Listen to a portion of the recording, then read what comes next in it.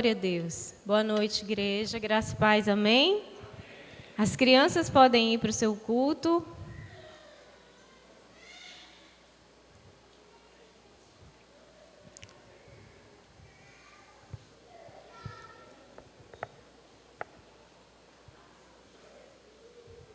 Louvado seja o nome do Senhor. Ai, estou olhando todo mundo melhor agora. Que maravilha. Aleluia. Como é bom, né, queridos, estarmos na casa do Senhor e podermos adorar e exaltar o seu nome e receber daquilo que Ele tem para nos alimentar. Eu queria que você que trouxe a sua Bíblia, levante ela na mão aí para eu ver, por favor. Glória a Deus, aleluia, amém. Louvado seja Deus. Bem, queridos, o tema dessa ministração é Permaneça na Presença, parte 2. Em agosto, acho que foi agosto, eu ministrei a primeira parte, não deu tempo de terminar e a gente vai concluir essa palavra hoje. Mas tudo que Deus faz é perfeito, né? Porque Ele vai nos aprimorando, vai nos ensinando, vai nos alimentando dessa poderosa palavra. E antes da gente ler o texto-chave, que foi lido também na primeira ministração, a gente vai fazer uma breve retrospectiva da primeira parte dessa mensagem, né, que foi lá baseada em Salmos 63, do 1 ao 6, onde o Senhor nos mostrou a partir da experiência de Davi, né, que somente Ele é capaz de atender os nossos mais profundos anseios e nos tirar das mais longas angústias, né? E nós vimos lá na experiência de Davi, né, que quando ele estava passando por um momento muito difícil, ele estava no deserto e pelo que o texto nos falou, provavelmente quando ele estava sendo perseguido, ele estava, na verdade, procurando refúgio porque seu filho Absalão tinha se levantado contra ele, né? Estava perseguindo. E o que a gente viu nesse primeiro momento da mensagem? Baseado nesse texto que vocês podem ler em casa ou podem acessar a primeira parte da mensagem também. Que Davi, ele desejava ansiosamente pela presença de Deus, mesmo estando no deserto. Ele reconhecia que a presença de Deus era que fazia com que ele se sentisse seguro. Ele exaltava a Deus num lugar de dor, numa terra seca, exausta e sem água, no deserto, né? E nas noites de insônia, ele meditava em todas as maneiras e todas as formas maravilhosas e benditas que o Senhor o livrou, o protegeu, o cuidou e o abençoou, né? E ele também saudava a cada novo dia no deserto, que de dia é muito sol e de noite é muito frio, com cânticos de louvor a Deus, né? Então, foi o que a gente basicamente aprendeu a como enfrentar um deserto e sair vitorioso, assim como Davi. Agora, eu queria que vocês abrissem lá em João, o Evangelho de João, capítulo 20, do versículo 1 até o 18, nós leremos.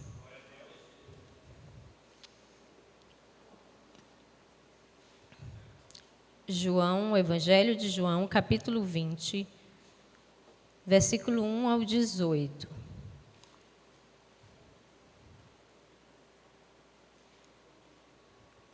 Amém. Diz assim a palavra do Senhor. No primeiro dia da semana, bem cedo, enquanto ainda estava escuro, Maria Madalena foi ao túmulo e viu que a pedra da entrada tinha sido removida. Correu e encontrou Simão Pedro e o outro discípulo, aquele que Jesus amava, e disse: tiraram do túmulo o corpo do Senhor e não sabemos onde o colocaram." Pedro e o outro discípulo foram ao túmulo. Os dois corriam, mas o outro discípulo foi mais rápido que Pedro e chegou primeiro ao túmulo. Abaixou-se, olhou para dentro e viu ali as faixas de linho, mas não entrou. Diga, não entrou. Então Simão Pedro chegou e entrou. Também viu ali as faixas de linho e notou que o pano que cobria a cabeça de Jesus estava dobrado e colocado à parte. O discípulo que havia chegado primeiro ao túmulo também entrou. Diga, também entrou. Viu e creu, pois até então não haviam compreendido as Escrituras, segundo as quais era necessário que Jesus ressuscitasse dos mortos. Os discípulos voltaram para casa. Pai amado, Deus querido, em nome de Jesus, nós lemos a Tua palavra, Senhor, e pedimos a Ti nessa noite, ao Espírito Santo de Deus, que ministra aos nossos corações aquilo que precisamos, Deus. Que saiamos daqui cheios da Tua palavra, da Tua presença e do Teu poder, dispostos, Deus, a viver tudo aquilo que o Senhor tem para nós nestes dias, em nome de Jesus. Amém? Glória a Deus. Então, queridos, a gente viu nesse segundo texto, né, de João, a gente vai também ler João 1,5, tá? João, vamos só rapidinho no capítulo 1, voltar rapidinho, para que a gente depois não tenha que voltar e ler todo o texto. João, capítulo 1.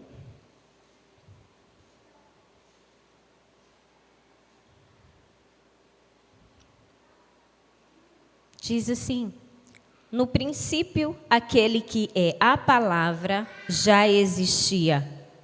A palavra estava com Deus e a palavra era Deus. Ele existia no princípio com Deus. Por meio deles, Deus criou todas as coisas e sem ele nada foi criado. Aquele que é a palavra possui a vida e a sua vida trouxe luz a todos. A luz brilha na escuridão e a escuridão nunca conseguiu apagá-la. Amém? Guardem essa palavra, queridos. Então, a gente viu nesse primeiro texto de João, deixa eu botar os óculos para olhar vocês melhor. Nesse primeiro texto de João, que fala do momento da ressurreição, né, de Jesus. Que a gente sabe que Maria Madalena, ela andava na presença do Senhor e servia ao Senhor também, juntamente com os discípulos. E Maria, assim como Davi, jamais esqueceu o que o Senhor fez por ela. A Bíblia fala lá em Lucas 8:2 que o Senhor tirou dela 7 demônios. Se um já faz estrago, imagine 7, né? Então, ela também lembrava dos feitos que Deus tinha feito na vida dela através da pessoa de Jesus Cristo, né? E ela se encontrava muito triste porque ela havia perdido o Senhor. Né? Muito embora Jesus afirmando anteriormente aos discípulos que ele ressuscitaria no terceiro dia, né? Mas eles ainda não tinham entendido. Vamos entender assim que eles ainda não tinham entendido, ou provavelmente alguns textos, algumas explicações dizem que talvez eles crescem na ressurreição que ele prometia, onde todo mundo iria ressuscitar, assim como a irmã de Lázaro, quando Jesus falou para ela que ele iria ressuscitar, e ela muito firmemente disse: sim, Senhor, eu sei que ele ressuscitará, né? Mas Jesus ressuscitou, para a glória de Deus. E ela estava muito triste, né? Porque ela tinha perdido o Senhor. Ela andava com o Senhor, ela servia Ele, ela tinha, vamos dizer assim, a presença de Deus ali com ela, amém? E para ela, que Deus havia feito algo muito maravilhoso, havia libertado, era muito difícil aceitar a perda do Senhor.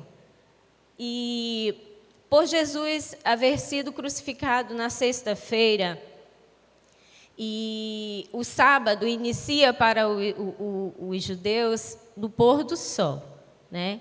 Então, apressadamente, José de Arimateia e Nicodemos pediram o corpo de Jesus a Pilatos, envolveram nos lençóis, passaram alguns óleos, que é aquela preparação para o sepultamento, e o puseram num sepulcro novo que ficava num jardim, porque era perto de um lugar onde eles iriam realizar a Páscoa. Então, eles apressadamente colocaram o corpo de Jesus ali, mas ainda iria ser preparado o corpo dele, porque funcionava assim. No próprio túmulo, e é bem interessante, era como se fosse uma casa dentro do túmulo, e tinha vários nichos. Mas antes dos nichos tinha um espaço que foi exatamente onde o corpo de Jesus ficava, né? Que depois as pessoas iam e preparavam, embalsamavam o corpo e depois finalmente colocavam naqueles nichos. Então as mulheres, e aí a gente vai abrir rapidinho lá em Lucas 23, 52 ao 55, que a gente vai entender como que era que funcionava. E elas estavam se preparando, arrumando os olhos e tudo, porque não foram elas que prepararam o corpo de Jesus para o sepultamento, mas José de Arimateia e Nicodemos. Lucas 23.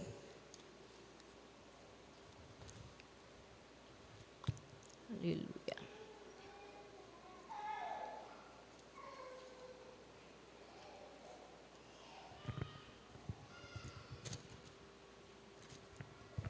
Do 52 ao 55.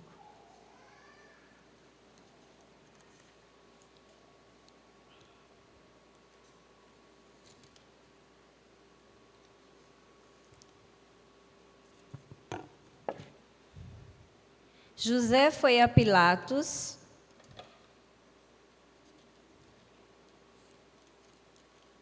e pediu o corpo de Jesus. Desceu o corpo da cruz, enrolou em um lençol de linho e o colocou no túmulo novo, escavado na rocha. Isso aconteceu na sexta-feira à tarde, no dia da preparação, quando o sábado estava para começar. As mulheres da Galileia seguiram José de Arimateia e viram o túmulo onde o corpo de Jesus foi colocado. Depois foram para casa e prepararam especiarias e perfumes para ungir o corpo. No sábado descansaram, conforme a lei exigia. Amém? Então, ela foi para o túmulo de madrugada. Ela foi bem cedo, né? E quando ela chegou, ela estava muito triste, chorona, porque havia perdido o Senhor. Quando ela de longe se depara com a pedra do túmulo tirada. E aí ela ficou angustiada, né? Porque, pronto, roubaram o corpo do meu Senhor. Roubaram, sumiu, e agora o que eu vou fazer?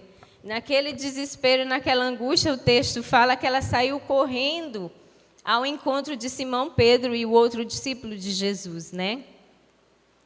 E conta o que acontece, mas acredita-se que a intenção dela era que eles o ajudassem a encontrar o corpo de Jesus, a procurar pelo corpo do Mestre, que na mente dela tinha sido roubado. Ela ainda não tinha se atentado que Jesus iria ressuscitar, ela não lembrava, né? Então, quando a gente está passando por uma prova, aí às vezes acontece outras coisas piores, né? Parece que quando a gente está na luta, na prova, no deserto, só vai acontecendo coisas, né? Então, se ela já estava triste porque ela tinha perdido a presença de Deus, agora ela estava angustiada porque ela não sabia onde estava o corpo do Mestre, né? E nas nossas lutas e nas nossas dificuldades, muitas vezes a gente cria expectativas de que o outro vai resolver o problema para a gente. Muitas vezes o outro até tem condições, né? O outro tem a possibilidade, de resolver. E a gente cria expectativas em alguém nos tirar deste lugar de dor, né? Mas não foi assim com ela. Não era isso que o Senhor queria ensinar para ela. Mas o interessante é que depois que eles foram para casa, o texto diz que eles foram para casa, no versículo 11 diz assim: Maria estava do lado de fora do túmulo, chorando, abaixou-se e olhou para dentro, e viu 2 anjos vestidos de branco, sentados à cabeceiras e os pés do lugar onde tinha estado o corpo de Jesus. Os anjos lhe perguntaram: mulher, por que você está chorando? Ela respondeu: porque levaram o meu Senhor e não sei onde o colocaram. Então, ao virar-se para sair, viu alguém em pé. Era Jesus, mas ela não o reconheceu. Diga, não o reconheceu. A mulher, por que está chorando? Perguntou ele. A quem você procura? Pensando que fosse o jardineiro, ela disse: se o Senhor o levou embora, diga-me onde o colocou, que eu irei buscá-lo. Ela já não ia mais nem pedir ajuda de ninguém, ela ia sozinha buscar o corpo de Jesus, né? E aí Jesus diz: Maria! Ele exclama, né? E ela se voltou para ele e exclamou, dizendo: Rabone, que quer dizer em aramaico, mestre. Jesus disse: não se agarre a mim, pois ainda não subi ao Pai. Mas vá procurar meus irmãos e diga-lhes: eu vou subir para o meu Pai, o Pai de vocês, para o meu Deus e Deus de vocês. Amém? Então, queridos, também quando a gente está no momento de dor, de luta, de prova, algumas pessoas que estão do nosso lado, que estão conosco, elas estarão no mesmo lugar que a gente, olharão para o mesmo lugar que nós, mas elas não verão o que nós iremos ver, né? Maria Madalena, ela andava e ela desfrutava da presença do Pai com os discípulos, sim ou não?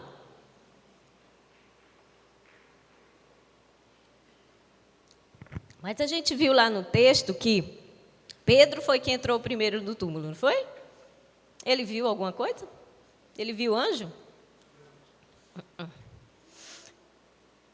Aquele sepulcro era o lugar de dor de Maria, né? De angústia, porque além de ter perdido o Senhor, ela não sabia onde estava o corpo dele e tudo, mas esse lugar de dor ficava onde?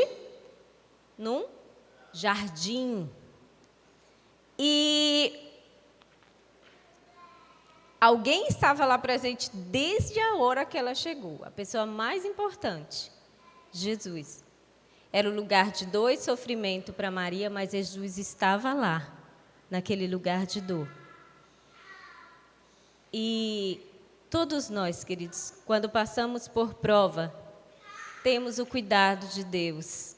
Deus está conosco em todas as situações, mesmo que a gente não consiga perceber e não consiga enxergar que Ele está ali. E esse texto, essa parte principalmente, ela mostra para nós que Jesus, Ele se faz presente nesse lugar de luta, de dor e de sofrimento. Ele está com a gente, porque Ele estava ali. Ele viu quando ela chegou. Ele viu quando... Aliás, Ele viu os anjos, claro. O Senhor deu ordem, Deus deu ordem para que o anjo tirasse a pedra. Tem um outro versículo que fala... Em Mateus 28, 2, se eu não estou enganada, que o Senhor desceu, o anjo desceu e revolveu a pedra, né? Porque as mulheres não iriam ter condições de tirar também a pedra, né? Mas o Senhor fez aquilo. O anjo, aliás. E quando ela estava lá naquela luta, naquela dor, naquele sofrimento, talvez ela não conseguiu enxergar que Deus estava ali, mas Ele estava. Ele viu quando a pedra foi tirada, ele viu quando ela chegou, ele viu ela saindo, correndo, ele viu os discípulos chegando, os discípulos entrando no túmulo, olhando e indo embora. Mas ele também viu que ela o quê? Permaneceu ali. ela ficou ali chorando. E de repente, quando ela tomou a atitude de olhar para o túmulo, porque ela tinha entrado? Não. Só quem entrou foi os 2 primeiros discípulos. Depois que eles foram embora, ela permaneceu, e a palavra diz que depois ela olhou para dentro. E quando ela olhou, ela entrou, ela viu os anjos. Sabe por quê, queridos? Quando Deus está presente, os céus se movem a nosso favor. O sobrenatural de Deus vai acontecer. Amém, queridos? E uma só prova de que os céus do sobrenatural de Deus se mostram e se manifestam somente para aqueles que permanecem, entram e permanecem na presença de Deus. Porque os anjos não se manifestaram, os anjos não conversaram com os discípulos, eles conversaram com Maria. Porque ela entrou e ela permaneceu na presença de Deus. E aquele que faz, como disse o profeta Oséias no capítulo 6, e aí eu gostaria que vocês abrissem Oséias 6:3. Porque aonde é, queridos, que a gente deve permanecer para que a gente veja o sobrenatural de Deus se manifestando na nossa vida? Na palavra, na obediência. Não só ouvindo as palavras de Deus, não só recebendo o alimento, não só sendo ensinado, mas praticando aquilo que a gente aprende todos os dias. Oséias capítulo 6, o verso 3 diz assim: como precisamos conhecer o Senhor e busquemos conhecê-lo.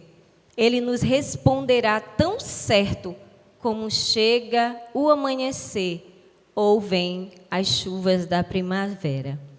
Então fica muito claro para nós, nesse texto estudado, que a presença da qual Maria necessitava, ansiava e sofria, porque ela tinha perdido, era o próprio Senhor. Era essa presença que ela desejava, ela queria perto. Ela entrou, permaneceu e saiu de lá quando ele se manifestou. E ele se manifestou a ela para quê?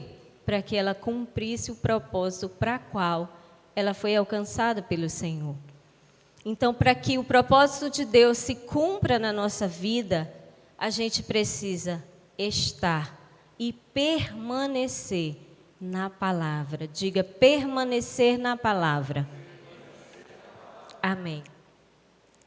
E aí é interessante que quando a gente volta lá para o texto de Davi, ele tinha certeza. Olha só, Davi, ele não conviveu com Cristo. Ele tinha a intimidade dele com Deus, ele se alimentava da lei, ele meditava na palavra, ele tinha prazer em conhecer os feitos do Senhor, E ele mantinha um relacionamento com Deus maravilhoso. Mas ele não tinha andado como Maria andou, na presença de Jesus. Mas ele tinha conhecido essa presença de outra forma, através da palavra de Deus, dos feitos. E quando ele estava no deserto, ele mantinha um ambiente de adoração. Ele ali no deserto, ele adorava a Deus, ele não murmurava, ele lembrava dos feitos do Senhor. Ele também se lembrava das maravilhas que Deus havia feito aos seus antepassados.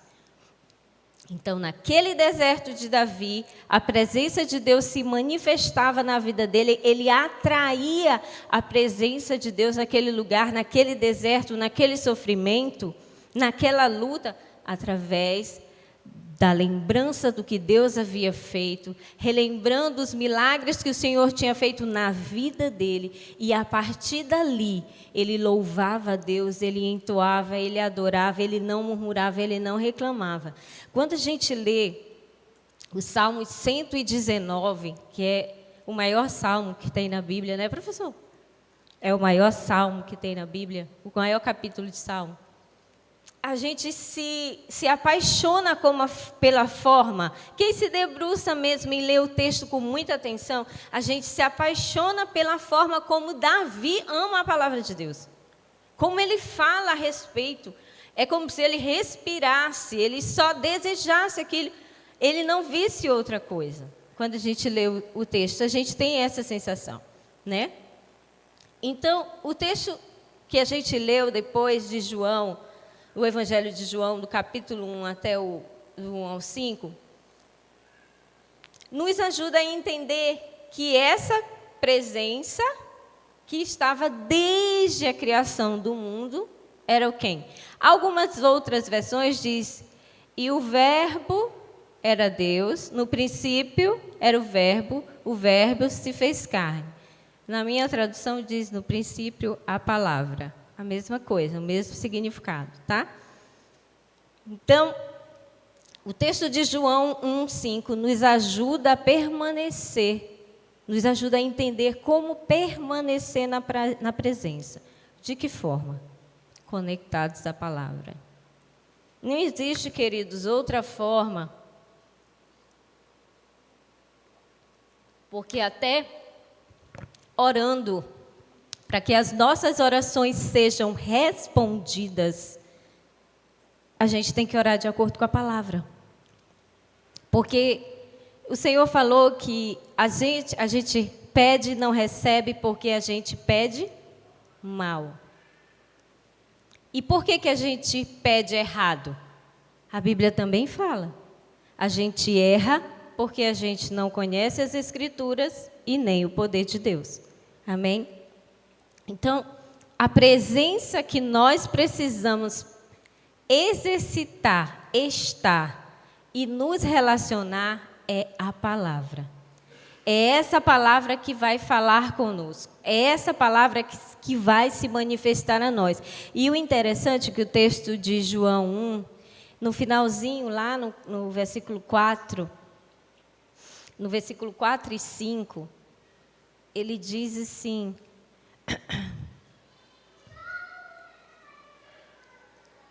aquele que é a palavra possui a vida, e sua vida trouxe luz a todos. A luz brilha na escuridão, e a escuridão nunca consegue apagá-la. Amém? Então, queridos, exatamente porque a gente está vivendo nos últimos dias, é importante que a gente se atente, que a gente preste bastante atenção. E vocês podem até dizer, a Leia parece que é repetitiva nas pregações dela, porque geralmente ela prega sobre isso, né? Sobre a palavra, a importância de se alimentar das verdades da palavra, porque como a própria Bíblia diz, a luz brilha na escuridão e a escuridão nunca consegue apagá-la. Então, por mais profundo que seja o vale que estejamos, os desertos, as lutas, os problemas e as dificuldades, a escuridão não vai conseguir apagar quando Jesus entrar. Quando a gente entrar com Ele, quando a gente permanecer com Ele. Amém?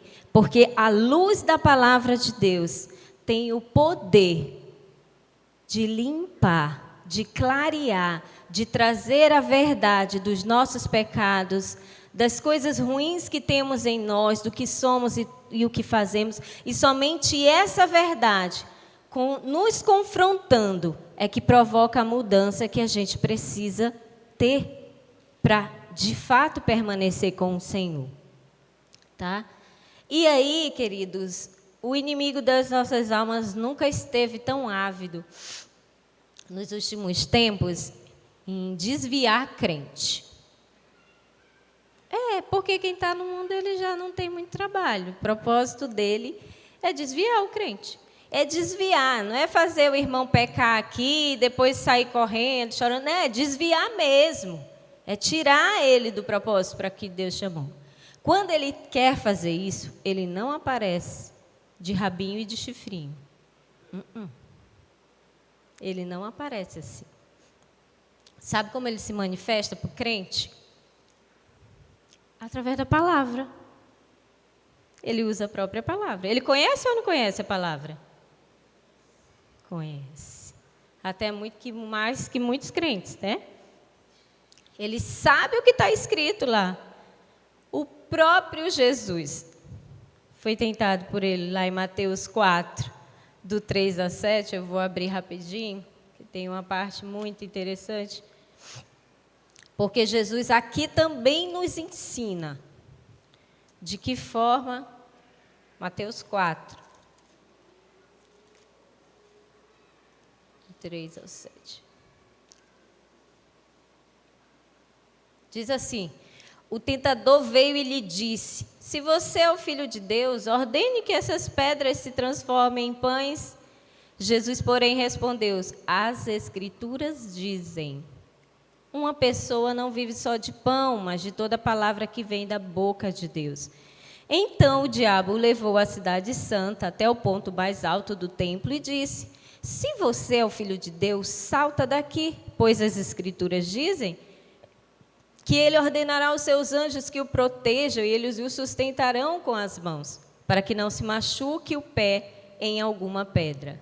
E Jesus respondeu: as Escrituras também dizem, não põe à prova o Senhor seu Deus.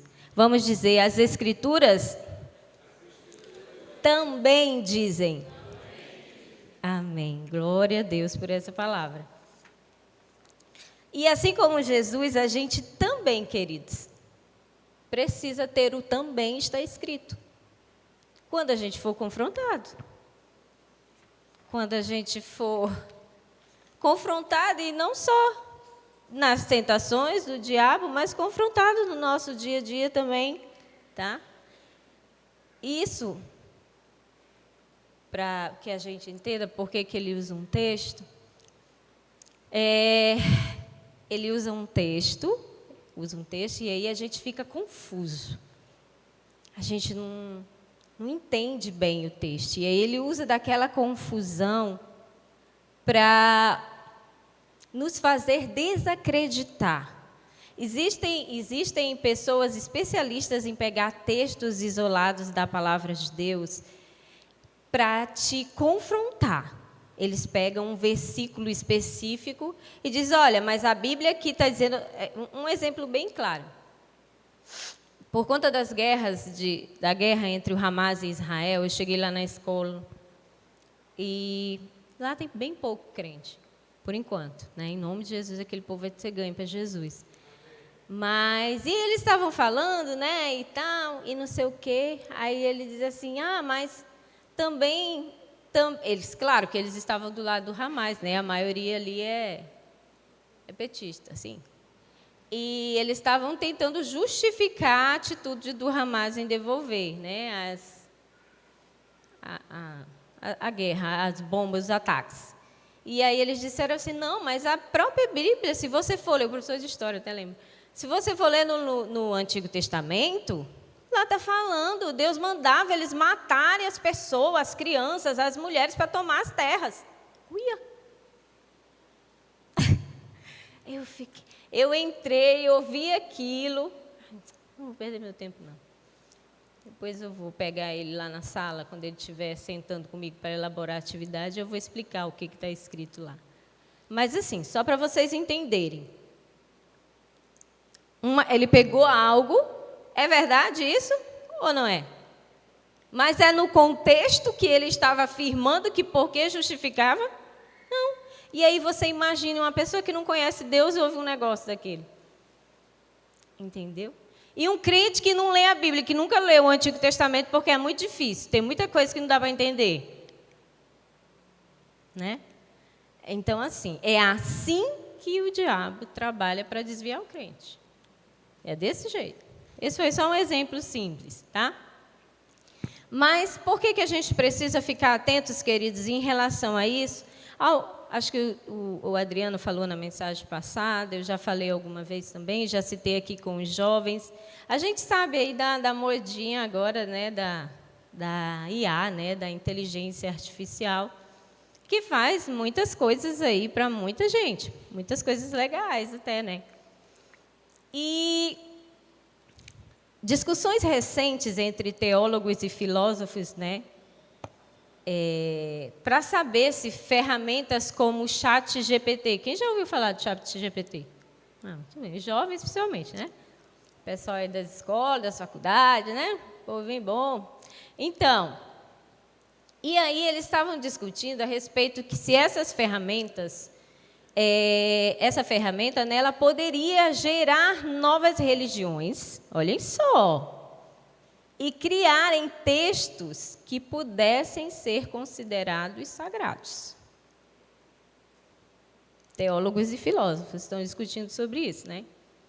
Isso porque, queridos, existem líderes políticos e religiosos que estão interessados em modificar as Escrituras. Tá? Eles afirmam, nessa entrevista que eu li, né, nessa pesquisa, que ela precisa ser relida, olha só, relida, ressignificada e atualizada, para que alguns grupos de pessoas não se sintam ofendidas, excluídas, mas também a fim de que as suas obras não sejam manifestas, né?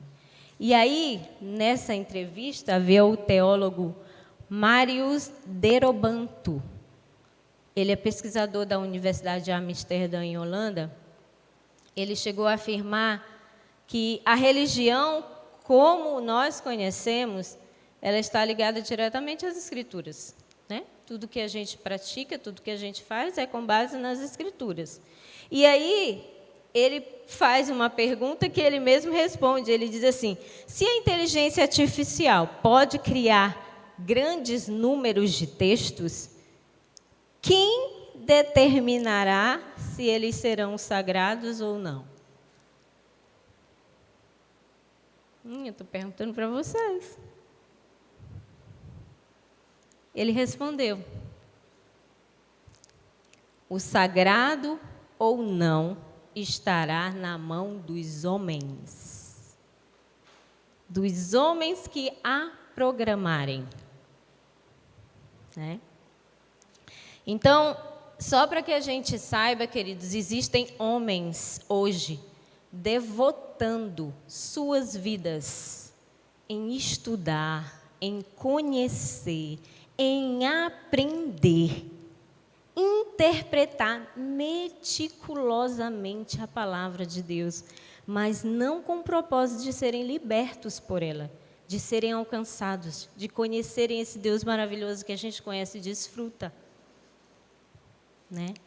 Mas com um único propósito, de alterar os textos que revelam pecados, quando a luz da palavra da verdade se manifesta. Essa é a única intenção, né? Isso porque, queridos, todas as vezes que a palavra de Deus ela é manifestada, né, ela lança luz, ela revela o que há de oculto, o que há escondido, o que precisa ser mudado, o que precisa ser transformado dentro de nós. Às vezes a gente cresce muito tempo na igreja, a gente não se atenta. Perguntas simples, coisas básicas assim, que às vezes a gente ouve numa música. E aí eu vou contar uma experiência que a gente passou no seminário, né? A gente participou de uma roda de conversa, uma mesa de conversa muito bacana que o professor fez. Aliás, gente, depois eu vou indicar o seminário para vocês, tá? Está aqui na palavra também para indicar. Mas assim, tem uma música que fala... Me lembra aí, pastora. Não, aqui que o Senhor... tomou as chaves à mão do diabo, abriu minhas cadeias e me resgatou. Lembra? Diante do trono? Pois é. Aí o professor fez uma perguntinha para nós. O diabo foi no inferno? Nem ele está lá, né, ainda. Jesus foi ao inferno? Aí, ele ficou assim... Pois é, vocês vão estudar os textos tais, e a gente vai conversar na roda. E eu não vou dizer para vocês, porque eu quero que vocês participem do seminário para vocês aprenderem. Tá. E aí, queridos, voltando aqui para que a gente entenda por que eles estão fazendo isso, justamente porque algumas pessoas não concordam com os textos da palavra de Deus, eles odeiam a palavra, repudiam a palavra, né? Que eles trabalham contra o que ela diz, a fim exatamente de anular a possibilidade dessa luz tirar muitas pessoas das trevas e fazer com que elas permaneçam nas suas vidas de pecado, para que não seja mais necessário renúncia, mudança de comportamento. Não seja mais necessário isso. Ninguém precisa mais ficar constrangido. Todo mundo tem que viver bem e aceitar tudo legal, né? E aí uma pergunta que me gerou inquietação, e aí eu queria perguntar para vocês também. A gente tem dedicado tempo em conhecer essa palavra? Em estudar? Em aprender dela? Porque, queridos, não é só ler um versículo por dia, não é só ler um capítulo, 2 ou 3. É preciso que a gente estude, que a gente aprenda sobre o que está escrito, né? Porque é necessário estudar textos, contextos, o livro inteiro, não só ler fragmentos dela, não nos alimentarmos da palavra só quando a gente vier esporadicamente aos cultos de quinta ou de domingo.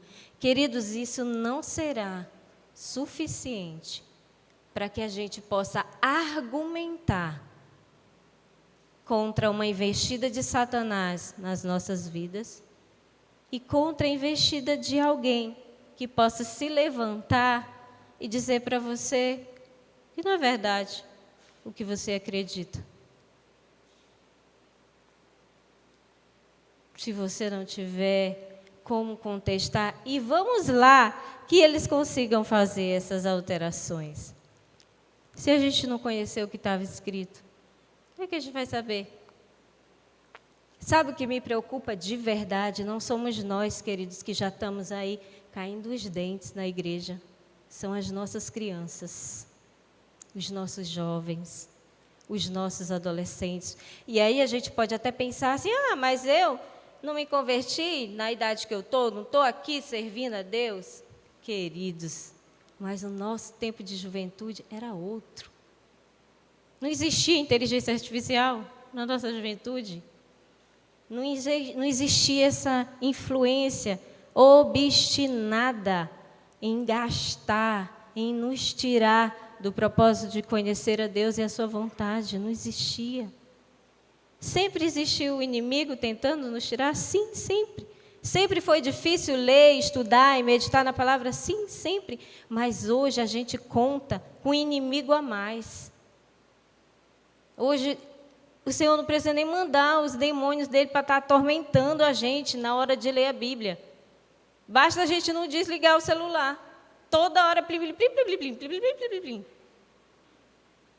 Se não desligar, aí às vezes a gente ainda até quer assim, dizer para nós, não, vou botar um louvor no meu celular, para eu fazer meu momento devocional. Não, boto o louvor na televisão, querido. Tá? Porque não está fácil. Não estou enxergando. Aleluia.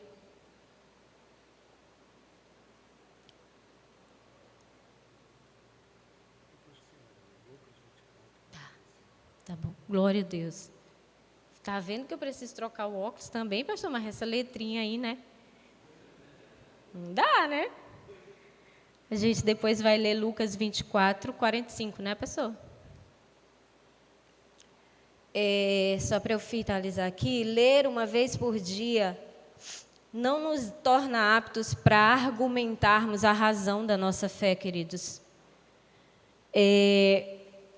Quando nós formos questionados, e é importante que a gente argumente, sabe?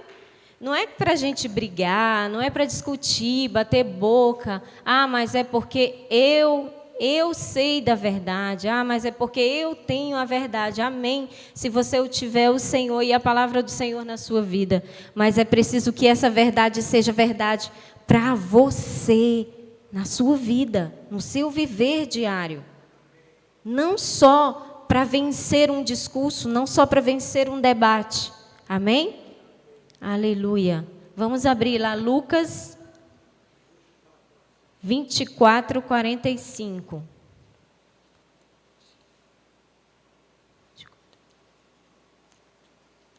Aleluia.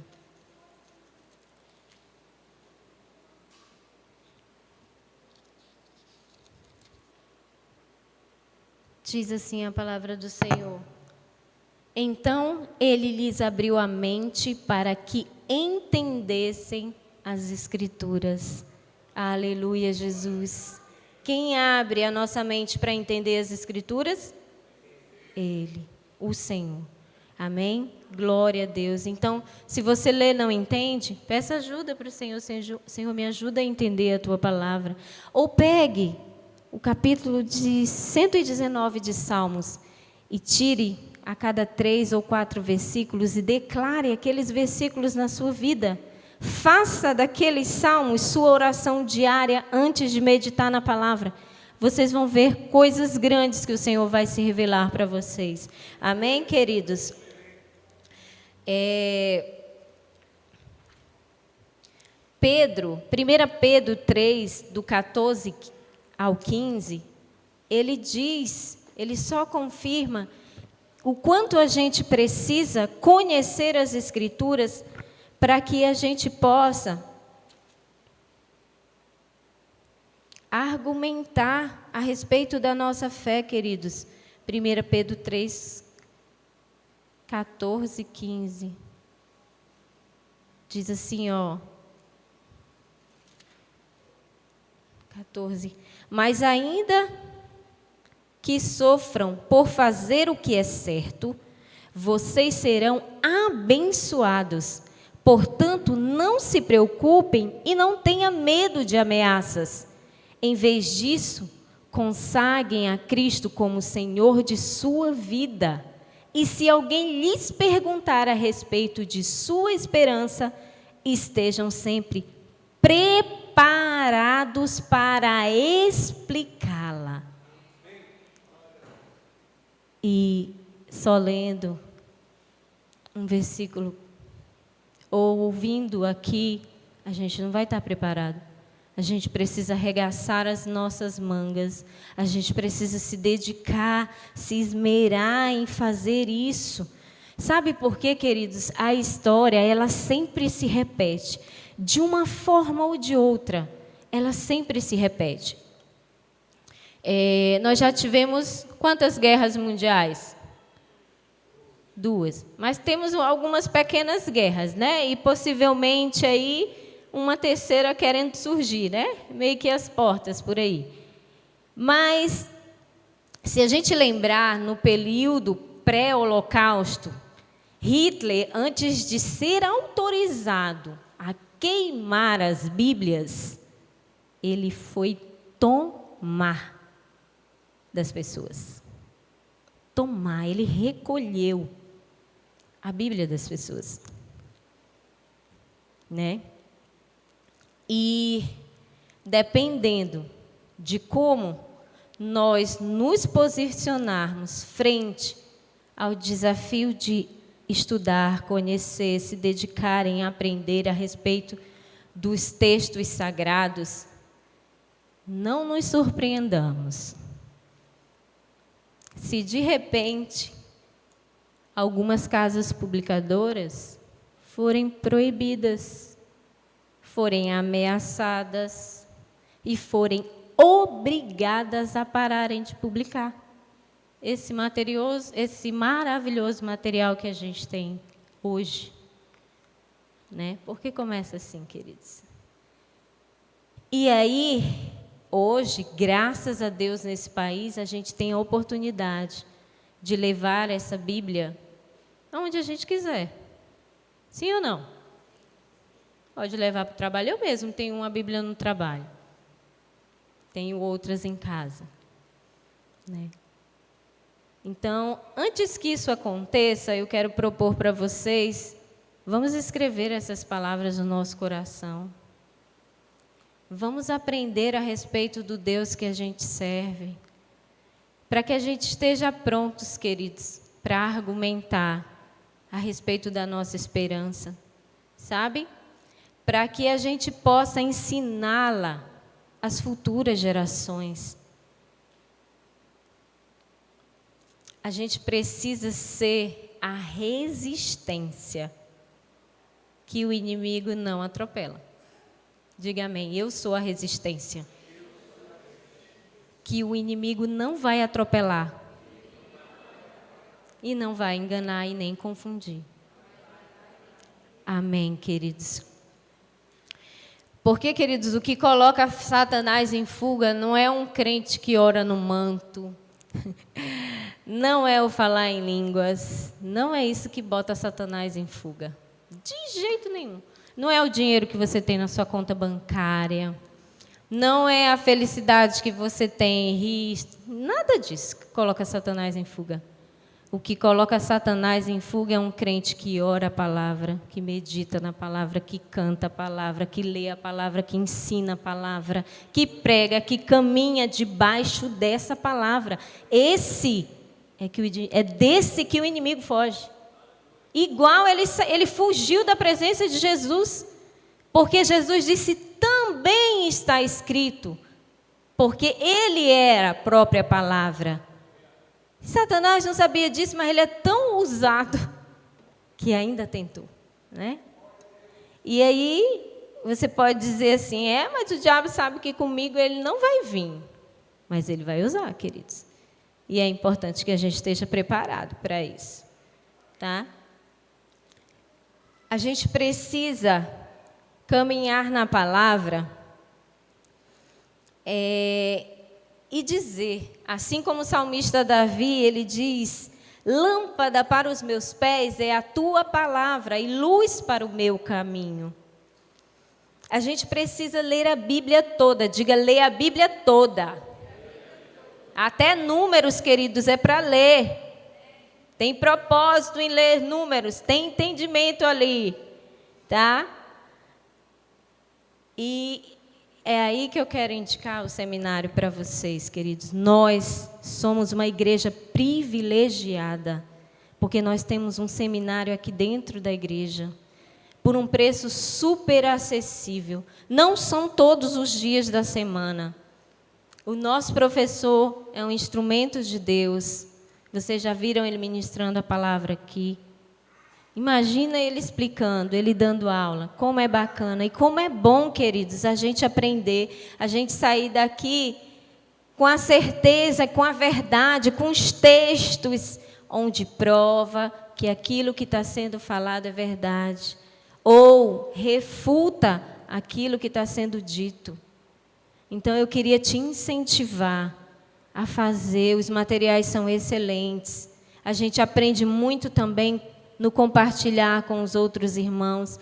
Eu sei que a gente tem muitas atribuições, muitas coisas para fazer, mas a gente precisa dar prioridade para o que é prioridade na nossa vida. A gente só acha tempo para aquilo que a gente considera importante. Não é verdade? Glória a Deus. E aí a gente está vivendo os dias de ignorância. É um tempo onde a gente, apesar de ter tanto acesso, hoje tem Bíblia digital, tem Bíblia de estudo que a gente pode baixar do celular, tem muitas Bíblias de estudos fantásticas. Eu ainda preciso adquirir 3, eu gosto muito. Quem quiser me dar um presente, viu? É só me perguntar qual que eu estou querendo. Mas eu gosto, eu tenho Bíblias. E apesar de esse arsenal de material, as pessoas estão rasas em relação ao conhecimento de Deus e da sua palavra. em relação a argumentar, sabe? E a gente pode dizer que a gente vive um pouco do tempo de ignorância, talvez ainda não vivendo tão drasticamente as consequências como o povo de Israel na época do profeta Oséias vivia. Vamos abrir lá em Oséias 4, do 1 ao 3, e aí eu já vou finalizar. Mas tem mais um pouquinho. Oséias, profetas menores, já chegando perto do Novo Testamento, antes de Joel.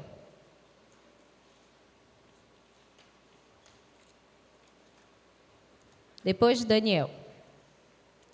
Oséias, capítulo 4, versículo 1.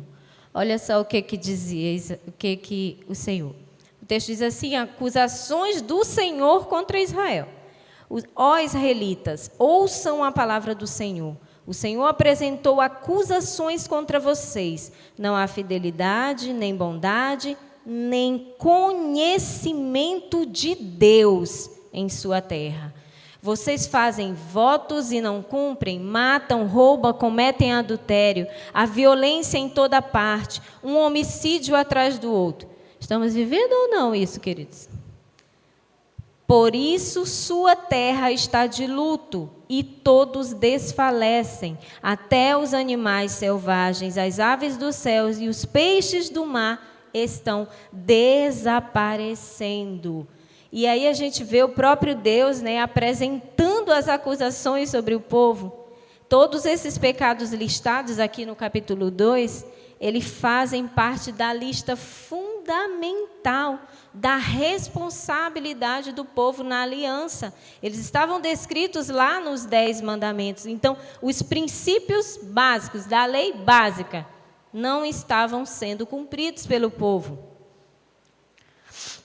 E aquele povo não conhecia. O versículo 2, 3, 1, diz, no 1, não há fidelidade, nem bondade, nem conhecimento de Deus em sua terra.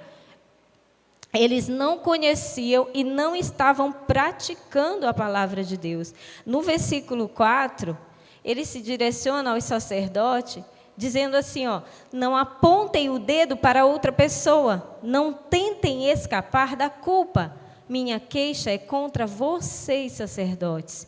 E aí, a gente traz esse versículo. Deus trouxe esse versículo 4 ao meu coração, para que a gente faça uma aplicação pessoal para as nossas vidas.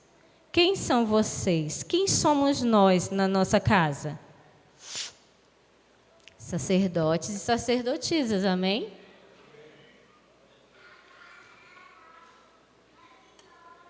Quem é o nosso povo? Nossos filhos, nossa geração. E como nem os sacerdotes queriam conhecer a Deus, o povo também não queria. O povo não tinha interesse. Até porque o conhecimento era ministrado por parte deles, vinha da parte deles. Porque uma das principais obrigações dos sacerdotes naquela época eram conhecer, praticar e ensinar a lei ao povo. Qual que é o nosso papel enquanto sacerdotes e sacerdotisas na nossa casa? Conhecer, praticar e ensinar. Essa é a nossa obrigação, né?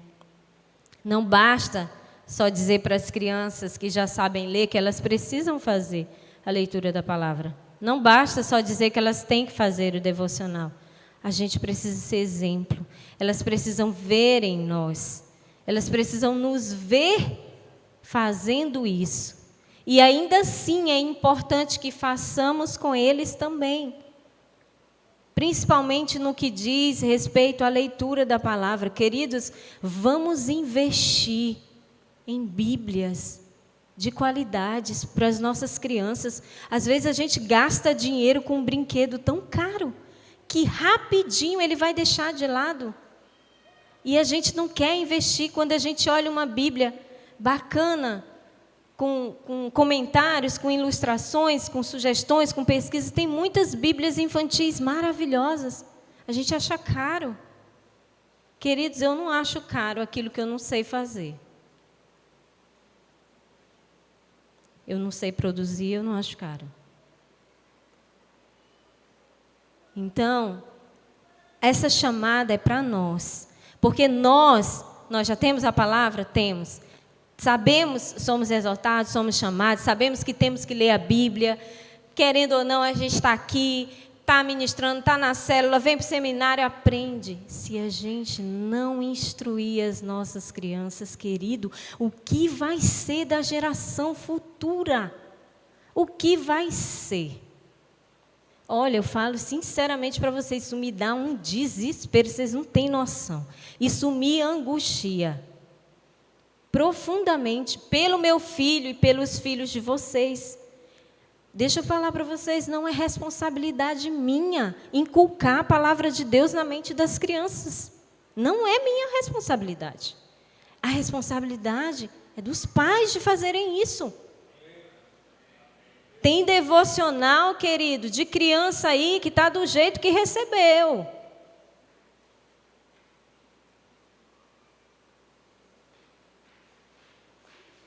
Né?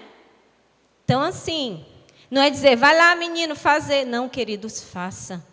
Olha, 30 minutos, 1 hora que você gasta ensinando a palavra para o seu filho hoje, vai te acrescentar muitas coisas boas, muitos dias de paz e alegria no futuro. Muitos dias de noite tranquila. Amém, queridos? Eu já estou finalizando, de verdade.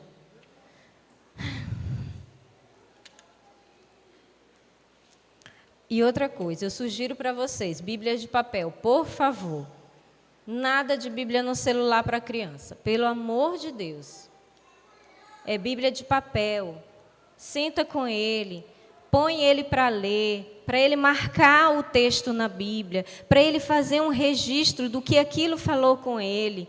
Gastem tempo, queridos, enquanto a gente tem tempo, enquanto a gente pode fazer isso, enquanto a gente tem essa palavra. Porque se a gente não fizer, a gente vai ter que ter 2 trabalhos, se porventura ela for tirada de nós. Inculcar, lembrar na nossa cabeça e lembrar na cabeça deles também. Trabalho dobrado é mais difícil, é mais cansativo e mais desestimulador. Por que que a Bíblia fala que nos últimos dias muitos apostatariam da fé, muitos deixariam? Exatamente porque não conhecem, não gastam tempo conhecendo a Deus. Tá? E eu quero te incentivar, queridos, nessa noite, de verdade, a desejar essa presença, sabe? Porque só fazendo assim, só estudando, gastando tempo estudando minuciosamente, lendo, relendo, não entendi, eu vou ler de novo, eu vou pedir para o Espírito Santo, porque o Senhor já falou que é Ele que nos dá o entendimento. Mas se inscreva no seminário, compre uma Bíblia de estudo para você, peça indicação de Bíblia de estudo boa para o professor, para o irmão Delano. Mas gaste tempo, querido, em estudar, em meditar, em ler a palavra, porque só assim nós também teremos o também está escrito na nossa mente, no nosso coração. Amém? A gente precisa parar de terceirizar a leitura da Bíblia. A gente quer estar... não, porque é mais fácil estar lavando a louça. Não sou contra, de jeito nenhum eu faço muito isso. Porque a Bíblia diz que a gente tem que provar de tudo e reter o que é bom. Mas não deve ser só isso. A gente ouvir a palavra só nas canções de louvor, que é um perigo, né? Que a gente ouviu aquela lá que eu jurava. Pois é. E aí, se a gente não conhecer a palavra, vai cantar junto e vai acreditar, né? Não vamos terceirizar para as canções, só para o que a gente ouve aqui, ou para um pastor que a gente segue na rede social. Não, querido, a gente precisa fazer isso, é importante. Essas ações não podem substituir o estudo minucioso da palavra de Deus para cada crente. Porque Deus não vai querer, não vai aceitar a desculpa de dizer: ah, não, mas foi meu pastor que disse que eu podia fazer isso. Mas o Senhor disse: está escrito lá. Estava escrito. Era para estudar, era para viver. E caso, queridos, tentem algum dia tirar das nossas mãos, impedir de ter um exemplar na nossa casa, a gente faça como Davi. Agora de verdade, a gente vai encerrar. Salmo 119, do 147 ao 148. Salmo 119.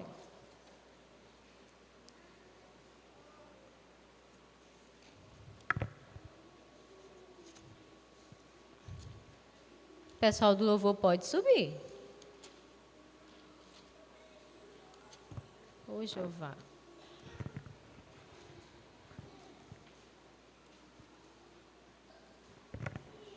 Do 147 ao 148 diz assim, ó.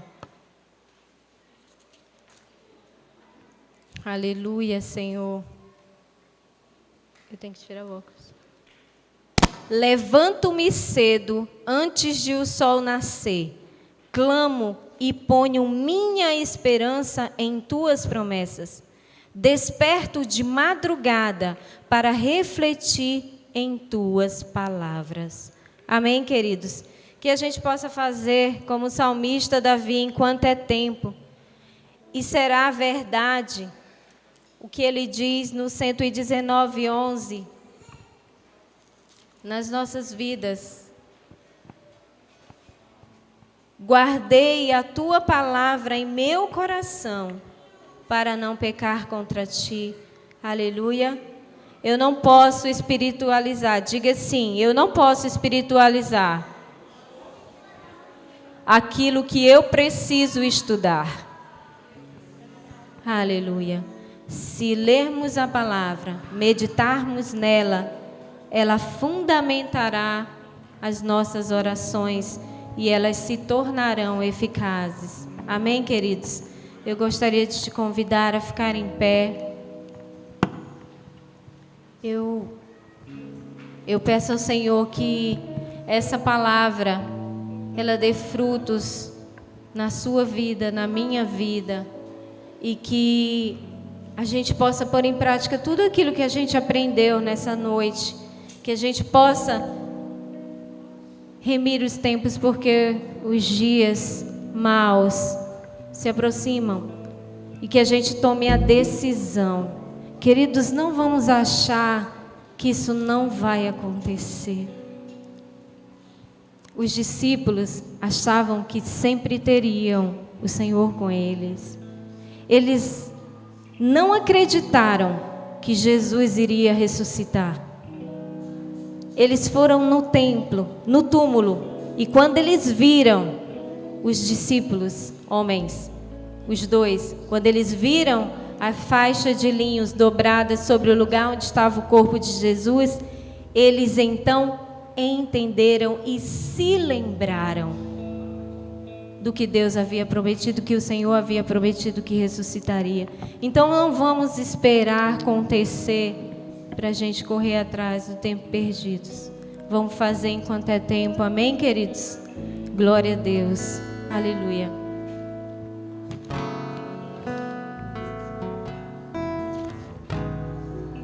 Te convido a adorar o Senhor e orar essa canção juntamente conosco.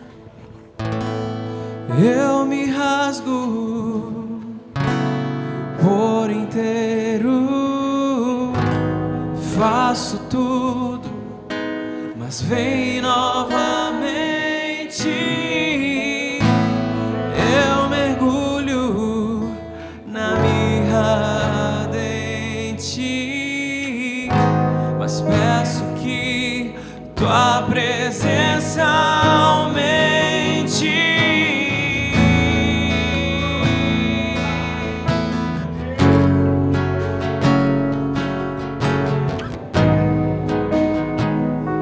Ora vem, Senhor. Eu me rasgo reto projetor por inteiro, faço tudo, mas vem novamente. Eu mergulho na mirra ardente, mas peço que tua presença aumente.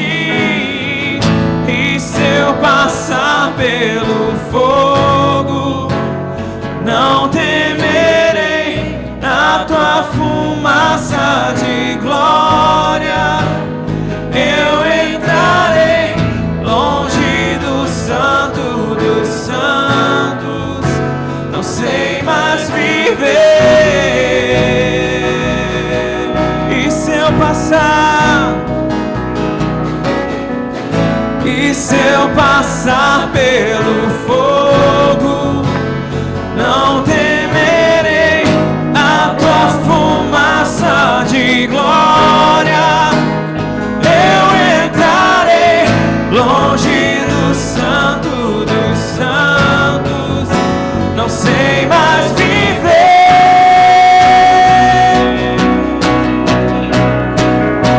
E quem já pisou no santo dos santos em outro lugar não sabe viver.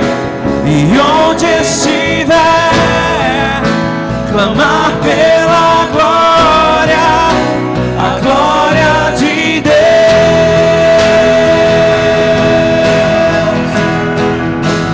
Quem já pisou no santo dos santos em outro lugar não sabe viver.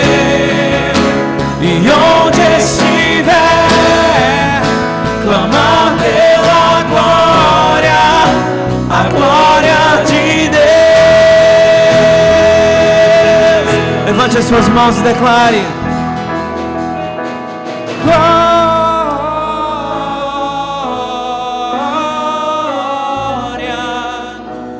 glória.